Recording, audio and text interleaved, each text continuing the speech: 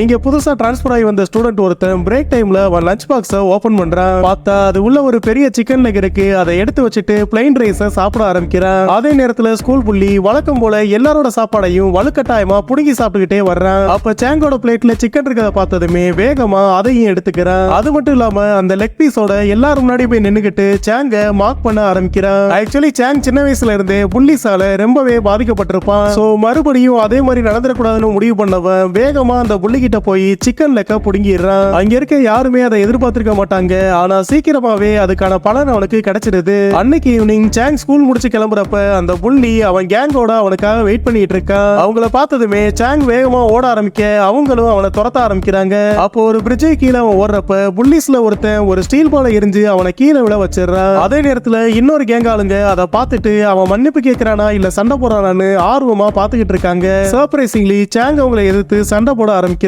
ஆனா என்னதான் அவன் சண்டை போட்டாலும் அவ்வளவு பேரை அவனால சமாளிக்க முடியல. சோ அவங்க ஈஸியா அவனை பிடிச்சி தூக்கி வீசிடுறாங்க. அப்ப கீழே கிடந்த டாக்கோட ஷீட்ல அவன் கால் பற்ற எல்லாரும் அதை பார்த்து சிரிக்க ஆரம்பிக்கிறாங்க. பார்த்தா அடுத்த நிமிஷமே ஷூவை கலட்டின சாங் அதை வச்சு அவங்களை அட்டாக் பண்ண ஆரம்பிக்கிறான். அதே நேரத்துல வேடிக்கை பார்த்துக்கிட்டு இருந்த பிரின்ஸ் கேங்கோட லீடருக்கு அவனை ரொம்பவே பிடிச்சிருது. ஆக்சுவலி அந்த பேரு சும்மா வந்திருக்காது. அவன் அப்பா ஊர்லயே ஒரு பெரிய கேங்ஸ்டரா இருப்பாரு. சோ சின்ன வயசுல இருந்தே அவனை பார்த்து எல்லாரும் பயப்படுவாங்க.